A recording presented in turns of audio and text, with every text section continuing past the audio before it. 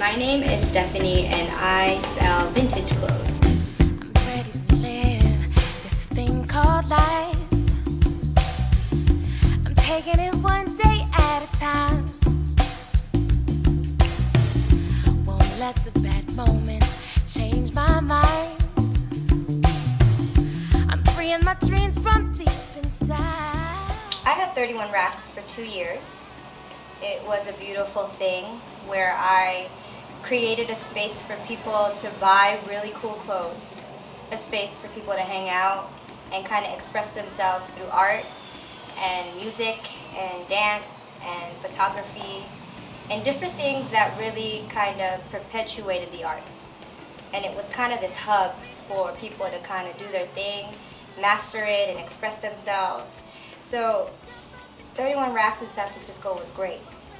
But in the 2 years that I was running it, I was honestly very overwhelmed, physically, emotionally.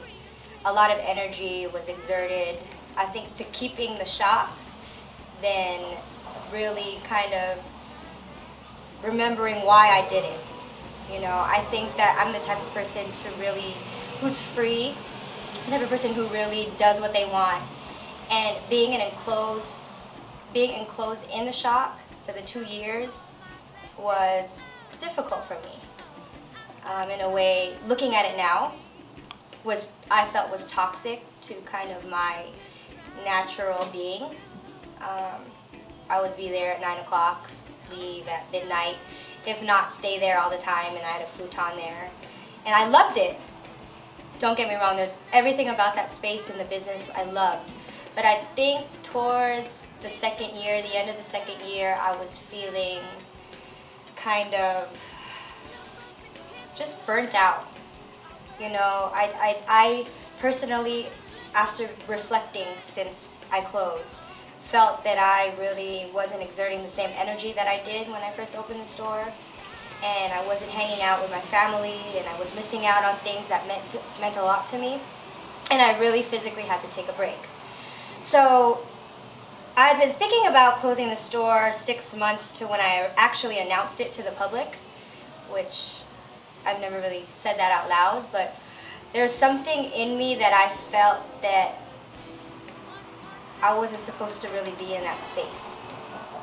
And when I came to realization that was what it was, I had to change. I just felt like I wasn't myself and I wasn't the person that I wanted to be. I was literally trying to just make rent and make money and just do things to keep the shop, where it was different than when I started the shop, when I just wanted to sell cool clothes and kind of share my passion of whatever I wanted to with people. So after about 6 months of thinking, I had a situation where one of my friends passed away. And it was a red flag to me, because she passed away and it was an unfortunate situation. And I think that after that had happened, I really reflected on my life and really reflected on how I valued my time, myself, the relationships that I have with people. And I kind of really just stopped. And as if I was looking at myself in a movie or a video, I tried to separate myself from my life and kind of look in on what I was living. And I didn't want to burn myself out. And so I remember just throwing it out there to some people and saying, what do you think if I close the shop? Or do you want the shop? Like, what if I just went online? Like, I remember throwing that kind of idea out there to certain people, and they're like, no, you're supposed to be here. Where are we gonna go? Where are we gonna go? Where are we gonna go to feel inspired? Where are we gonna go when we just want someone with positive energy? And then I would get that kind of feedback, and I was like, where do I go to find that energy? And I looked at my life and I was being drained. Not in a bad way, but I just felt like I didn't create a balance for myself to run my business, still be healthy, still have the relationships that I should have, still have a social aspect, as opposed to being a slave to a store.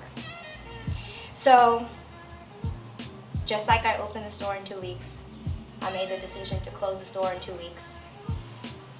My nature is to do things spontaneous.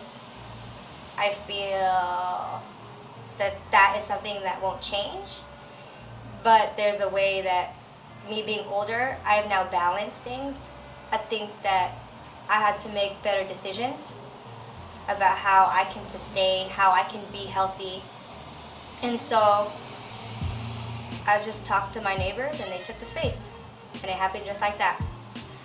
And it was the most relieving thing that I'd ever felt. And everything felt right after that. Of course, I was sad that I didn't have the store. And I would love to still have the space. I would love to still be there and have different businesses. But for me, at that time, it was taking over my life.